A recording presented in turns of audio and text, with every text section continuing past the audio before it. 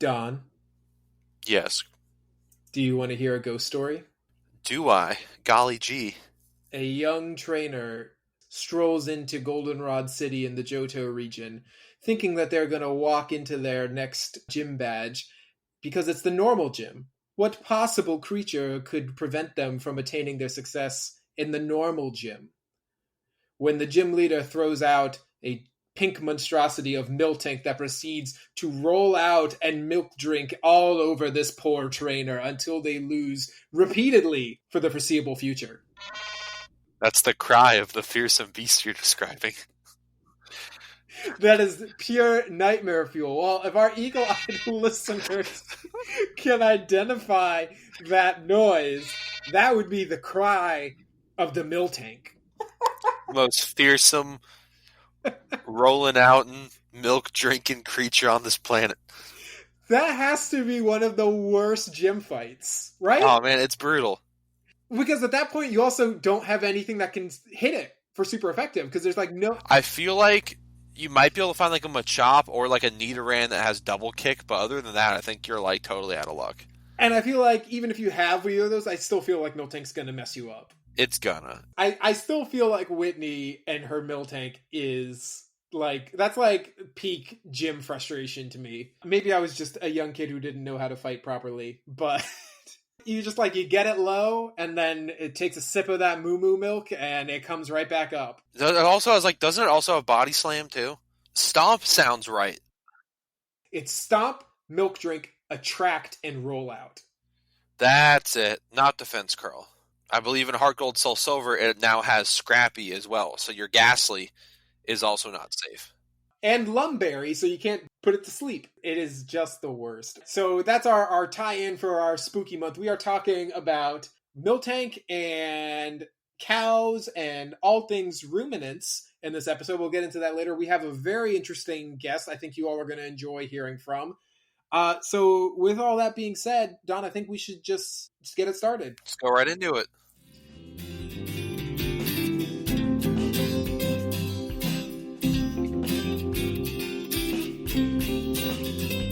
All right, so we are going to start with some science news. Don, you have a freaky beetle. Yes, so this is a critter I'd heard about a while ago, and I went, oh, that's neat, and then I forgot it existed. It is the diabolical ironclad beetle. It's a great name. It's a beetle. It does look pretty diabolical in my opinion. And they're unique because their exoskeleton is incredibly tough. And it's been known for a long time. They can basically like survive getting ran over by a car. Wow. And there was some scientists at the University of California, Irvine, and some compression experiments. They found that the beetle could withstand around 39,000 times its own body weight, which would be like you putting 40 M1 Abrams tanks on your shoulder. I can't do that. No, I would be very impressed. I can barely do one personally. Like 2 is my limit. Yeah, that's impressive. You don't want to stretch. You got to stretch first, though. Yeah. Oh, yeah. If I stretch right, I get like 3. Yeah. So it's been well known to the point where insect collectors, they can't use the normal pin when they're like mounting the beetle because the steel pin will bend and break. So they actually have used a little teeny drill to drill through the beetle to put it on their like collection board. That's like the scene in every superhero movie when they like try to like do an IV or something and it like bends on their skin and they're like, we can't do it. Yes, but it sounds like for a long time, basically everyone, okay, this beetle's like hella strong and just kind of went neat and then put it over there. And then they did some, so there's 2 things that act together. And I think I sent you the article. It's worth looking at the pictures because it's almost hard to describe, but the upper and lower halves of the exoskeleton fit together like a clamshell, but they have this sort of like zipper jigsaw seams where they join together that it fits together. It looks like a zipper almost. They're shaped around the beetle's body, like closest to the vital organs. The ridges are like highly interconnected, so they're stiff and resist bending. But towards the back of the beetle, they're not as intricate, and they are like sort of absorb the compression onto like a safe crumple zone. And then within that, there's a joint that is held together by like a glue-type protein. And then when part of the squashing happens, tiny cracks form in the glue that help more like distribute and spread out the load. And then those cracks are healable, so the beetle can absorb the impacts and then heal back up. Interesting. So I think it would be a really cool Pokemon. And you don't even have to change the name. Yeah, it's a sweet name. The diabolical ironclad beetle has appeared. Give us another bug steel. I mean, we only have like 2 of them. I don't know the logistics, but I would assume that they're weak to fire in real life as well. So I think it's accurate. I think that's a safe bet. But Fortress and Durant need some company. Oh, and so never mind. There's actually more. This would be the 5th one, right? Scissor, Durant, Fortress, and Scavalier. Oh yeah. Oh, I guess that is a pretty. There's more steel bugs than I thought. I actually, you said the 2 I wasn't thinking of. I thought about Scissor and a Scavalier, and you thought of the other 2. I just know Durant because I hate Hustle. I love Durant. I mean, that's cool, but it's also, I'm glad it's like the size of a beetle because otherwise that'd be terrifying. Yeah, I think they are like herbivores. Yeah, but if it was bigger, it could still squish me. Yeah. Well, so this next one, Don, we both kind of stumbled across this story, but it appears that someone has attempted to use science to determine the scariest movie of all time. Yes, we discussed this. I personally don't know how I feel about it. You want to break it down? Yes. So I think it's an interesting idea for the study. Basically, they took participants, hooked them up to some heart rate monitors, had them watch 120 hours worth of horror films, the list that they curated through community submissions, and monitored the heart rates through the course of the movies and then ranked them based on like average heart rate, which I like the idea of it. My fundamental problem is that older movies, like they did The Exorcist, they don't have the same resonance as they did when they first came out because those movies were so popular and so ingrained in like society that you're kind of numb to a lot of the scares because you've seen them parodied, you've seen them pop up before, you know? It's like found footage movies now are almost a joke a lot of the time. And the time Blair Witch was insane. Or it's like Matrix and bullet time. Like you've seen it so much nowadays that it's a cliche, but like back then it was like, whoa. So I have a little bit of an issue pairing modern movies with older movies. And I think that holds a little weight because if you look at the list, I don't think in the top 10 there was any movie that was older than like 2008. Were those Exorcists and stuff even in the top 10 or were they? They were not. They were not. Okay. Starting 10 to 1, what they found was The Visit, The Descent, The Babadook, The Conjuring 2, It Follows, Paranormal Activity, Hereditary, The Conjuring, Insidious, and then the number 1 was Sinister. So, yeah. I mean, those are all, like, don't get me wrong, those are all scary movies, but like, I don't think you can't convince me that if you take time of release, that any of those movies were viewed as scary as The Exorcist when it was released. Yeah, I agree with you on that. I personally did not find The Conjuring 2 that scary. Neither did I. Well, and it gets back to the whole discussion that we had. I think we did it in the Patreon segment last time, but if a horror movie doesn't scare you, is it a bad movie? Which I don't think is the case. I think, I don't think it needs to scare you to be good. The other issue I have with the study, Don, is if they're measuring heart rates, by nature, jump scares are gonna like spike heart rates. Yeah, or as opposed to stuff that's just like steady dread. Like Hereditary. Yeah. And so, those constantly spiked heart rates are gonna affect the average beats per minute. So again, if I were doing the study and I had unlimited funds and endless time, what I would do is I would do it every year with the movies that came out that year. That would be a really interesting sort of breakdown, actually. And then like only share it in like 25 years. You can even go back and do horror movies horror movies from like the 1980s, just to get kind of like a snippet of the rankings in that time. It's not going to be the same for obvious reasons, but that would be the way that I would do it if money and time weren't an issue. Yeah, that would be cool to see it even just by decade if you want to go a little wider with it and have it through each decade. I thought, again, a fun story, a fun little, a fun research topic for the month of October and spookiness. All right, well, let's keep this show rolling and let's dive into the Pokemon news. So we are, as of this recording, we are 1 day away from Crown Tundra starting. I mean, we're technically, like, as of this recording, we're like 2 hours away. That's true. Yes, so we're very close to Crown Tundra. I'm very excited about it. How do you feel about it? I am very pumped. I'm pumped to get it out. I'm also pumped because it means that if, tradition holds, we're a year away from a new game. That's true. Which seems like kind of rude to say because, like, all the content's not out for this game yet. Granted, it's probably going to be like a Let's Go, game, you know?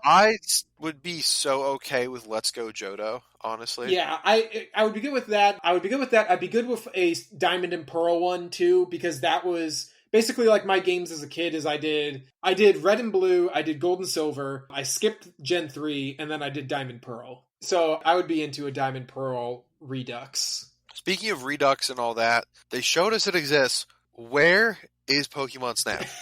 It's coming, man. It's coming. You get the teaser, and then you wait 13 months.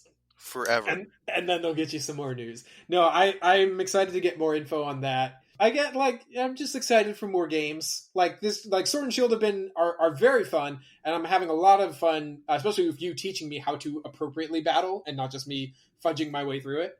Yeah, well, hopefully we'll continue on. Players Cup 2 will be with the new Crown Tundra Pokemon, so it'll be really fun to see how that all shakes out. That'll be interesting. But before we get to that, we actually have some Pokemon Go news. Hit me with it. Because there's always some update with what's going on in there. So we have a couple new releases coming out, as they teased today. Galarian Ponyta, Yamask, and Runerigus. And they cryptically tweeted out a photo of a leak. So that makes me think that Sirfetch'd is going to be available because Galarian Farfetch'd is already available. Yeah, he's been in there for a while. I forgot he was in it, and I have some even. So if we're getting definitely the first two. I'm guessing, I haven't seen a confirmation of Sirfetch'd, but I'm guessing that's what their tweets are meaning. But we have a Ghost event coming up for the month of October, which I am excited about solely because we are getting costumed Pokemon that can actually be battle relevant, which is we have a Sableye wearing a Litwick hat, and I'm guessing this is a Gengar that's dressing up as a Banette. Fun. Usually when you get them, like I've got a shiny Charmander wearing a Pikachu hat, and that's pretty useless, you know? It's cute though. It's cute, but like I use Gengar in my Ultra League team, and so having one that's dressed up in a costume would be awesome. Or like a Sableye with his little hat in Great League. I think that would be cool too. I like that. Oh, and with the Ghost event, they're also releasing Mega Gengar. Ooh, fun. But they are doing the Halloween Cup, which is a Great League limited battle arena from the 26th of October through the 3rd of November that limits you to only using Poison, Ghost, Bug, Dark, and Fairy types. Interesting. And so I'm excited to try that out, mostly because I love using Dark types in Great League. So I've got my team all set, and I think it's going to be good fun. Yeah, I'm going to have to ask you a lot about the PvP scene after this probably coming up this week, so I'm going to start figuring some more about that out. You've given me a lot in the VGC, so I can try to help you out in Pokemon Go. But we have a wonderful guest who is waiting for us to start, so I think we should just dive right into the topic, Don. Let's go right to it.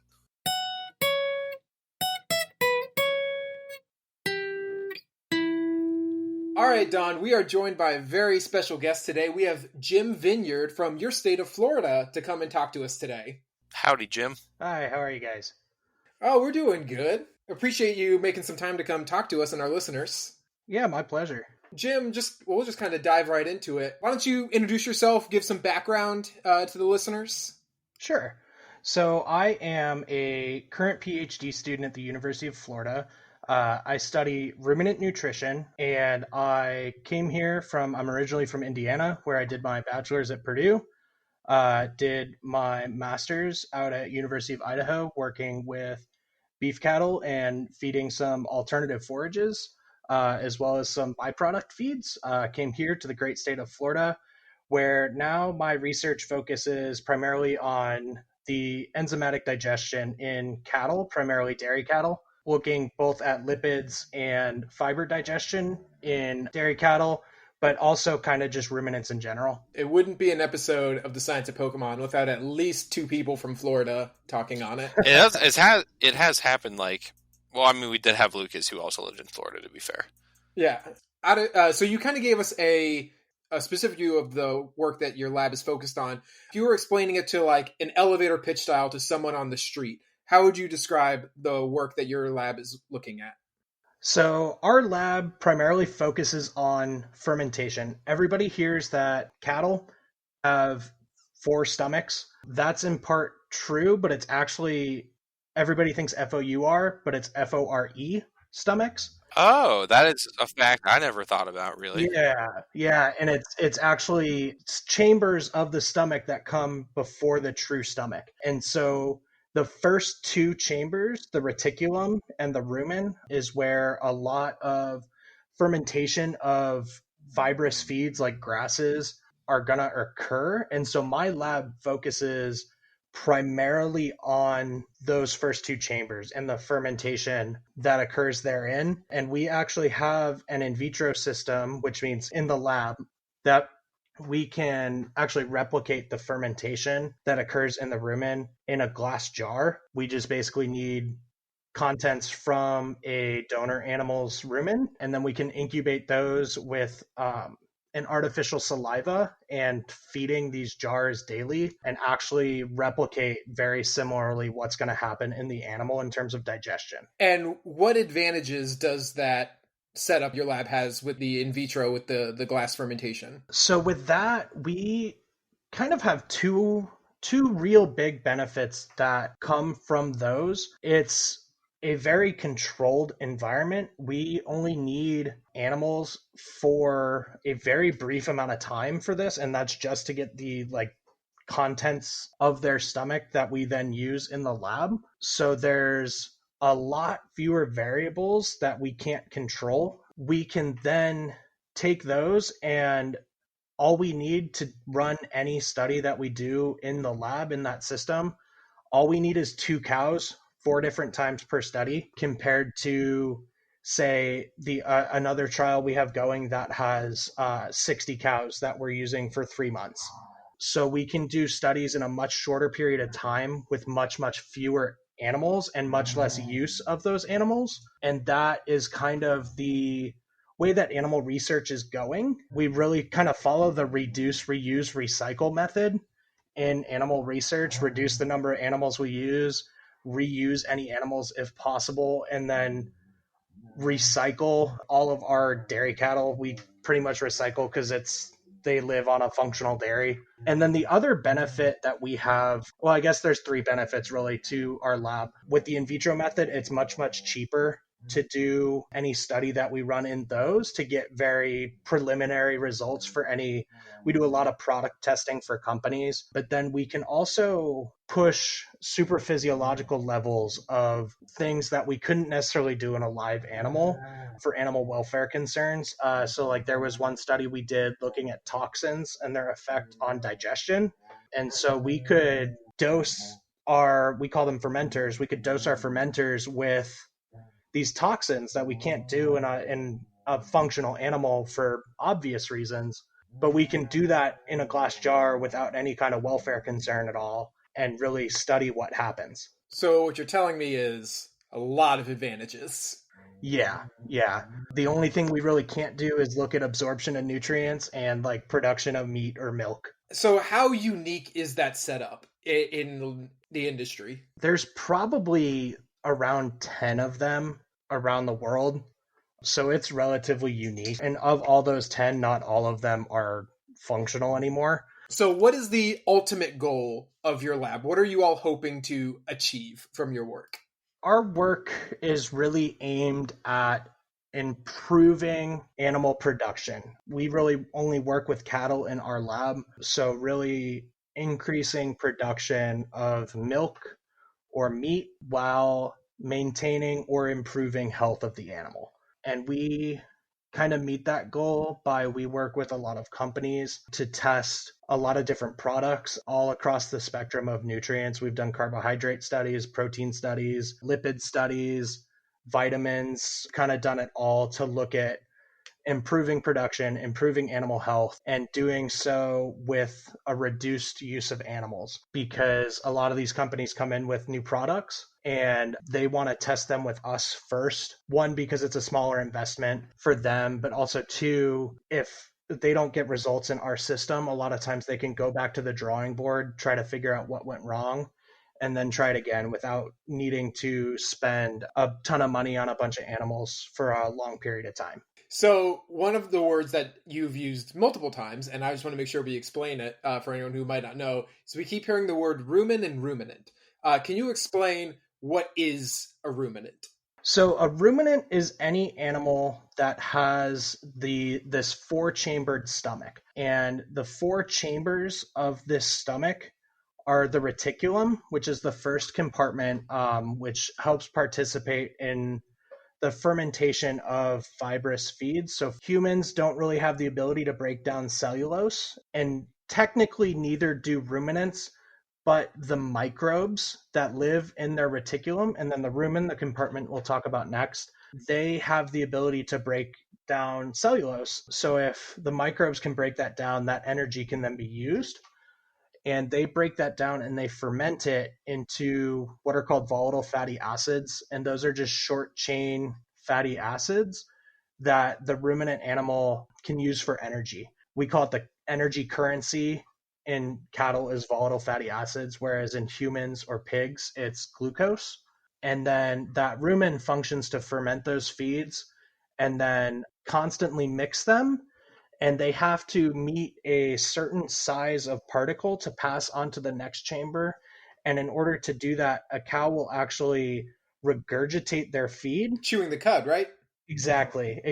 So when you hear the phrase chewing the cud, that's the cow actually chewing vomited and burped up feed in their mouth to break it down into smaller particles so that it can ferment faster and move on to the next section. And that's the omasum.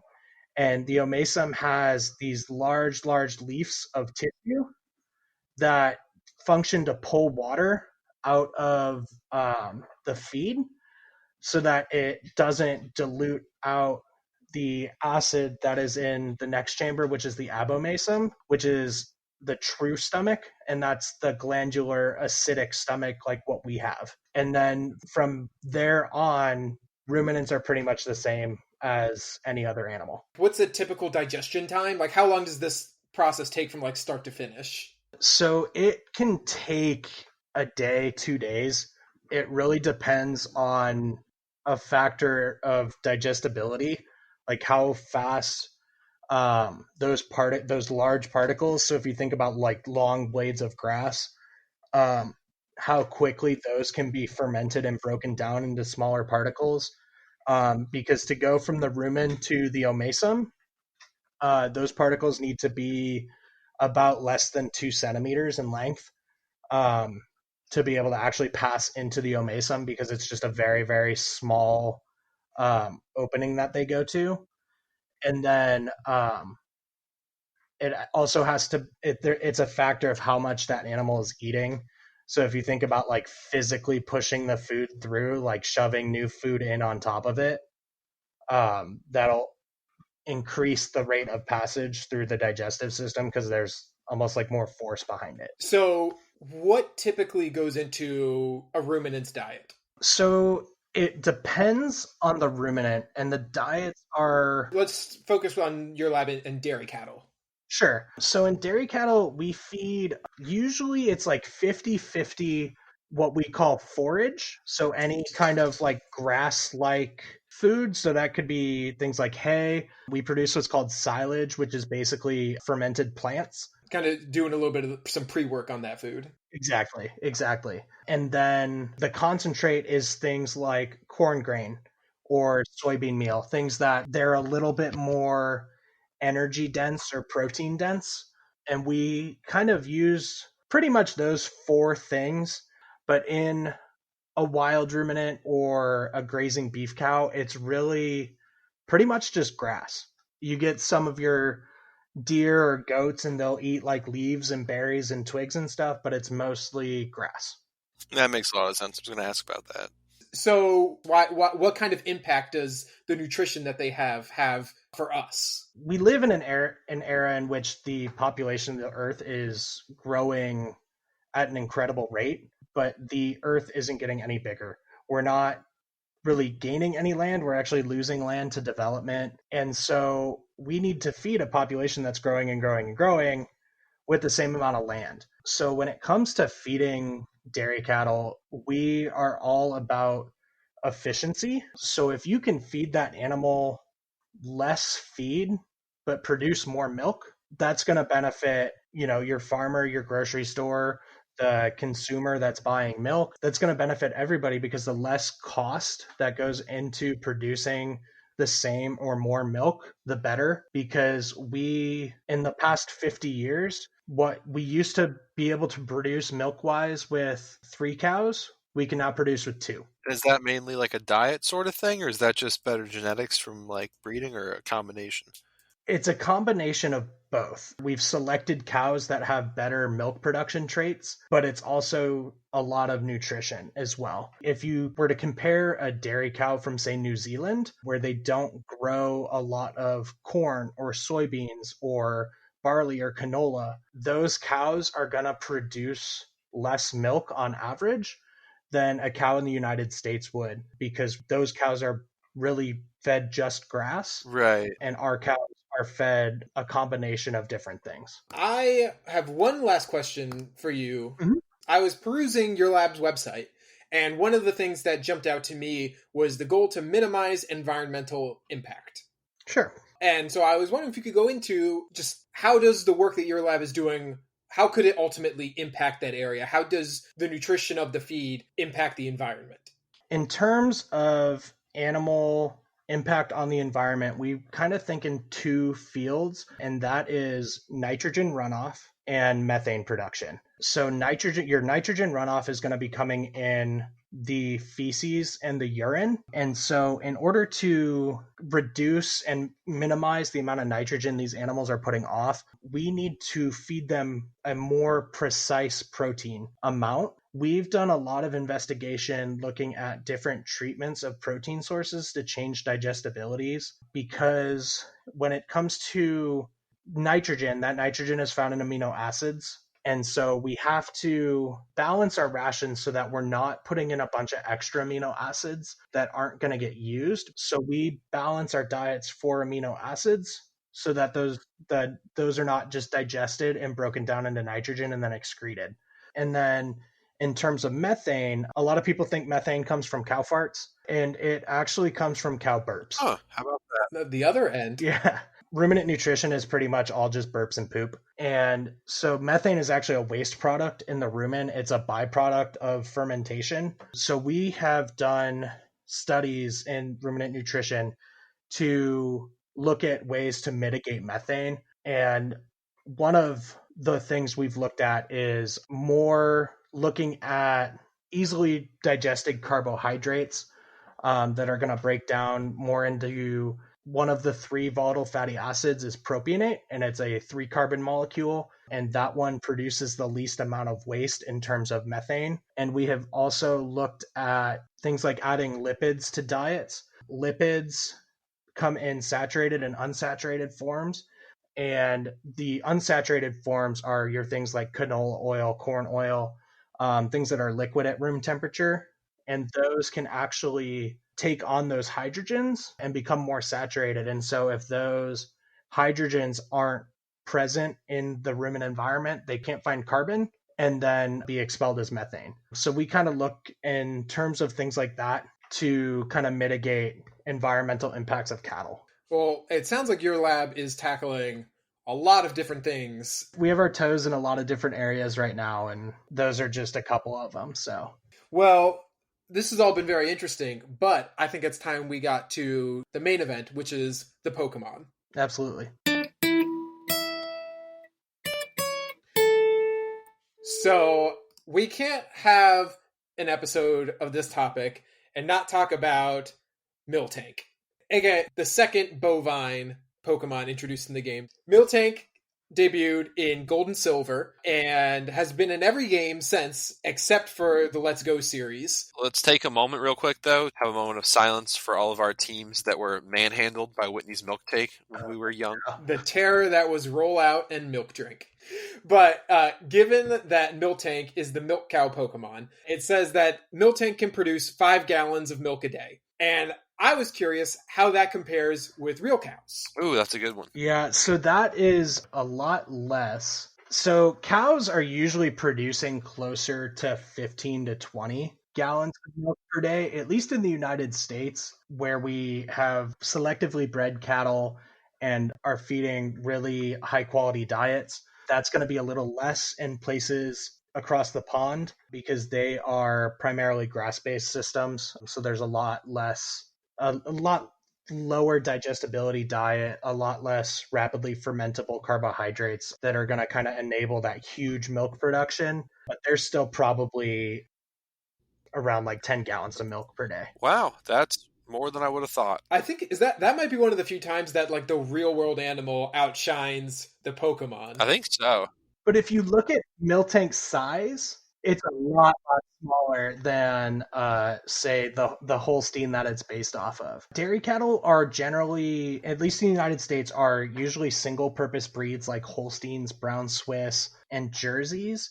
Holsteins are what you typically think of when somebody says cow, that black and white with the big udder. They are the breed that produces the most, we always say pounds of milk per day. You have other breeds like Brown Swiss that maybe we could get if we ever get like an Alpine European version based game, do a regional Miltank.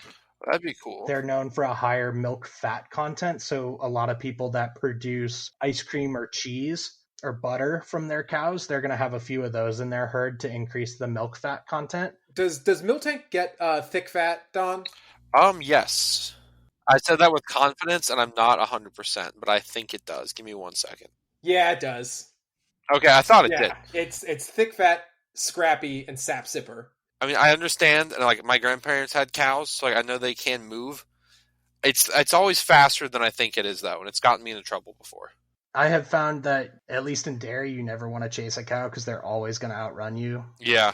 That's a good theme for animals, is they're faster than you think. That's true. Is it they're faster than we think, or we're slower than we think? A little bit of both, probably. One other interesting bit in the Dex that I was curious about is it says that Miltank's nutritional quality of the milk is affected by its feed, which we've gone into a lot, but it also says that the seasonality affects the flavor of the milk. And so I was wondering if there is any crossover with the real world with that. As far as I know, there's no impacts of like season or day length or temperature on milk flavor. Cows will generally produce less milk when it's hotter out and more milk when it's cold, but that is mostly a factor of feed consumption. When it's hot out, they don't want to eat as much because fermentation is a very hot process. So if they eat less, they ferment less, and then there's less heat produced. And then in the winter, they'll eat a lot more to actually produce more heat and help them stay warm. That makes a lot of sense. Are there any other things about Miltank that you want to touch on, Jim? I think that's really it. They pretty much just took a cow and made it have a little bit more personality and then put it in the game and had it stand upright. They are really small, though, compared to a real cow. Like, now that you mentioned, I had to go back and look at, like, the height and weight and all that. It's like 3'11", 75 kilos, or 166 pounds. What's the average size of a real cow? A large Holstein is going to be between 1,500 and like 1,800 pounds. So like 10 times heavier. Yeah, Miltank is really, really small. And also, I know it was made rotund probably to be more adorable, but your dairy cows are generally considered like endurance athletes of the bovine world. So they're usually have a very lean appearance like a runner would. Well, they do all that walking for the food. Mm-hmm. Also, you left out that Miltank is pink, so clearly it produces strawberry milk. Oh, that's a good point. That's true. And then the shiny is blueberry. There we go. Blueberry milk, the next big thing. Well, we brought up the move earlier when talking about Whitney, but Miltank has the move Milk Drink, which is only learned by one other family of Pokemon. Don, do you care to enlighten us? Oh, wait, who does that? I mean, is it, who else learns it? I'm blanking on it. It's another ruminant. It's Skidoo and Go-Goat. That's okay. Yes, that's it. I've actually never had goat milk. I've enjoyed some good goat cheese. I've never had goat milk either, but I have had goat cheese. Goat milk is really good in coffee. Interesting. Okay, I'm gonna keep that in mind. Yeah. Well, Go-Goat really has only been in 2 games.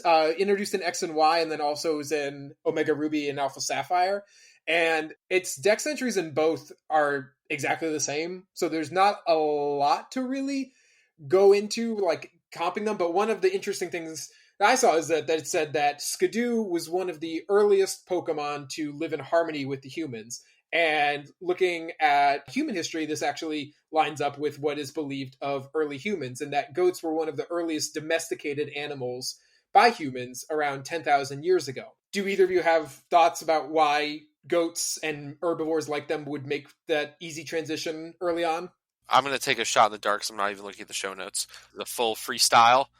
I'm going to say partially, they already have the herding instinct, so they probably are pretty accepting of things that kind of just keep them as a cluster. And having early like agriculture, plant sort of stuff, I feel like would be beneficial. And I know goats kind of eat anything, so just having them on the fringes would be easy. Jim, do you know or have a guess? I would think it's kind of along the lines of goats and small animals or small ruminant animals of that type are just incredibly gregarious, and they are they'll eat, like Don said, just about anything. And so they'd probably be relatively easy to keep in, like, say, like a nomadic lifestyle where there may be food, there may not be. Yeah. The answer I kept coming back to was food source, because they didn't involve, you didn't have to hunt for them. There was no special crop that you had to grow for them. They were basically just eating the grass. So that kind of made it an easy transition into domesticated life with humans. Now, you had said that cows produce up to like 20 gallons of milk a day. Goats only do like 1 gallon of milk a day, right? Yeah, it's a lot less, and like your really, really, really good goats are like around 10 pounds of milk, so a little bit more than a gallon. If you had to pick between the two, which animal milk do you think is consumed more in the world? Cows or goats? Goats. I feel like, I mean, cows are big here, but I think globally there's a lot of goats. It is goats. Well, a reasoning that I found, which makes a lot of sense, is in terms of in keeping them, they take up a lot less space than a cow, so they're a little bit easier to kind of work into like a household. And if you think about it, a gallon of milk for a family, that's a good source of milk. But some of the numbers I found that was kind of astounding is India is the largest producer of milk overall and goat milk. In 2013, they produced 5 million metric tons of goat milk, which was almost double what the second highest country was. And then in 2018, India produced 22% of the world's production of milk. Yeah, it's over double the amount the United States produced in the same year. One of the other kind of up and coming goat uses in the United States is people will actually use them as lawnmowers.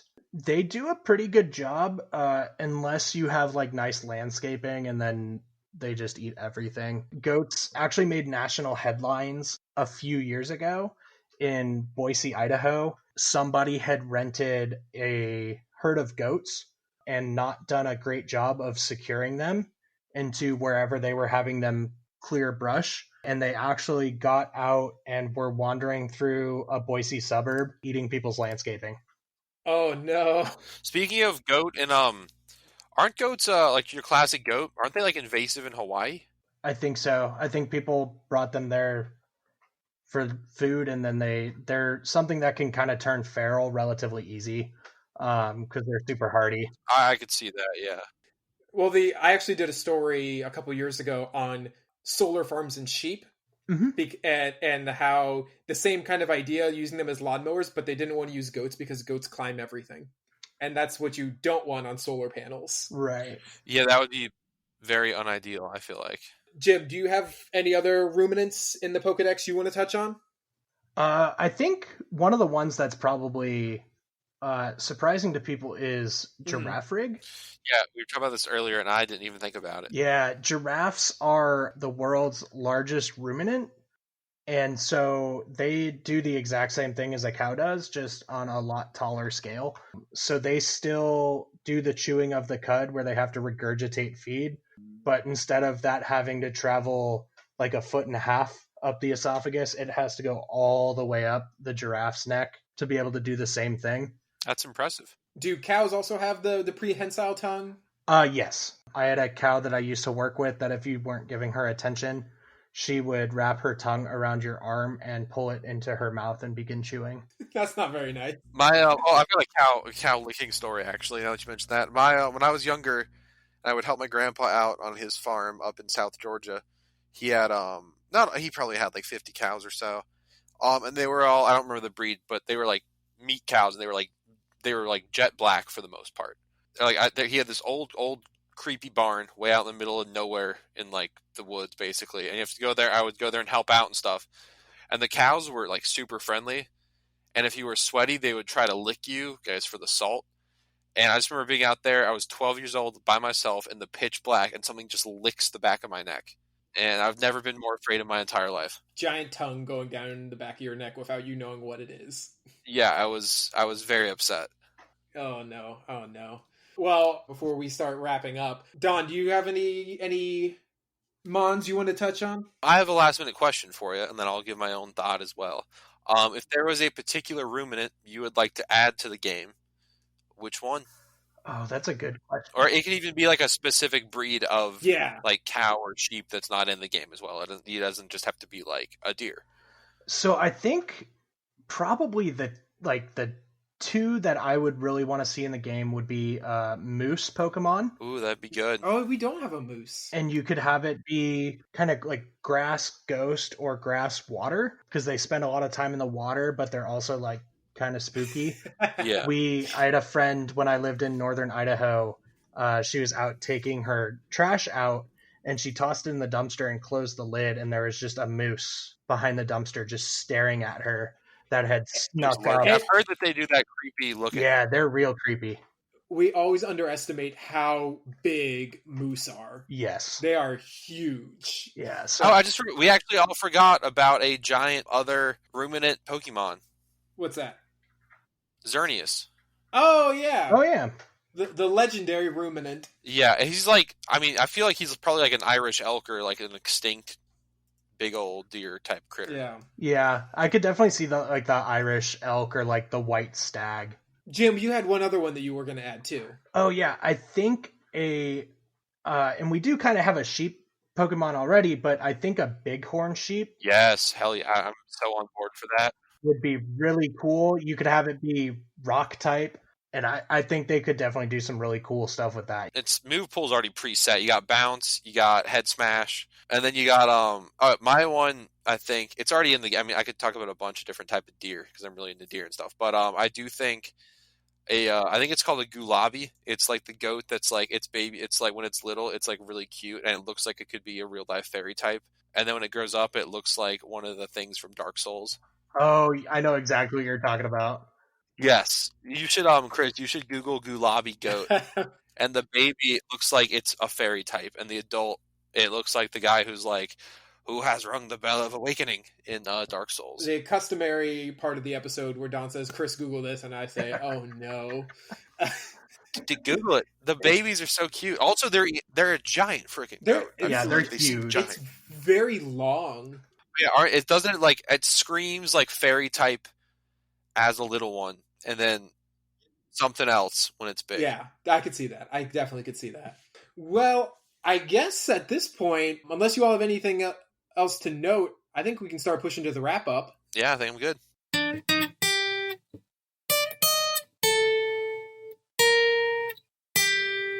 Well, Jim, we really appreciate your time today. Thank you for coming and talking to us, teaching us about your work, teaching us about ruminants and all the incredible things that happen with them and their 4 FORE stomachs. That's probably the biggest revelation that we've had in this episode. Yeah, it's a life-changing thing. I'm gonna ruminate on that one for a while, and then burp it up and chew it some more. Yes. But Jim, if people want to learn more about your lab and the work that you all are doing, where can they find that? Sure. So we have a lab website, and that's Faciola, FACIOLA.com. And that's our lab website. And you can learn about all the projects we're going on, all the different folks that work in my lab. My contact information is there as well if you have any questions about ruminants, about cattle, about grad school, anything. And then you can also find me on Twitter at James_Vineyard, VINYARD. And then I am also on Instagram at JVineyard15. I mean, if you've got more questions, Jim has a ton of knowledge, so hit him up. He's helped me learn a lot about the work that they're doing. So again, we really appreciate you, Jim, and we appreciate your time. Thank you very much. Yeah, thanks for having me. Thank you for coming out. That's been really cool. And also, thank you, listeners, again for giving us your time. Thank you for coming back. We ask if you could please leave a review in your favorite podcasting app. It helps others find the show. So we appreciate you, Jim. Thanks again. I think that about does it. Bye, everyone.